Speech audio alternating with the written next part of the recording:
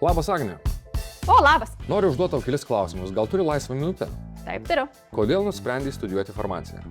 Mano tėtis buvo agronomas, tad meilė augalams mane lydėjo nuo pat mažų dienų. O senelis buvo sodininkas, kuris labai daug turėjo žinių apie gydomąsias augalų savybės, kuriamis aš labai susižavėjau ir norėjau sužinoti dar daugiau, todėl sugalvojau studijuoti farmaciją. O jei nebūtum farmacijos specialistė, kokį kitą kelią būtum pasirinkusi? Turbūt būčiau buvusi tapytoja. Agne, esi smalsus žmogus. Kas šiuo metu labiausiai tave domina?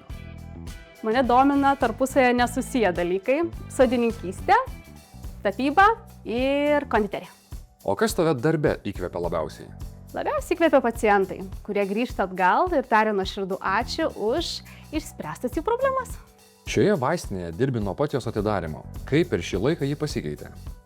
Padidėjo lojalių pacientų skaičius ir pasikeitė kolektyvas.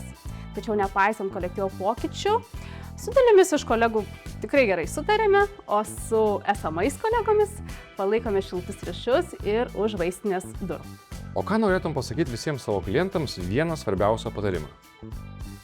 Internetas žino daug, bet vaistininkas žino tai, kas tinka būtent tau. O kokį patarimą duotum kolegoms, kurie ką tik pradėjo dirbti vaistinėje? Nebijoti nežinoti ir klausti daugiau praktikos turinčių kolegų. O ką darbe dažniau tenka naudoti – žinias, žmogiškumą ar kūrybiškumą?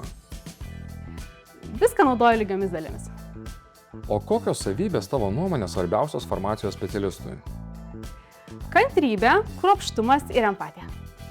Na ir galiausiai, kaip vienu sakiniu apibūdintum savo darbą? Mano darbas yra labai įdomus, nemonotoniškas, svarbus ir nuolat kviečiantis tobulėti. Ačiū tau. Iki. Ačiū, iki.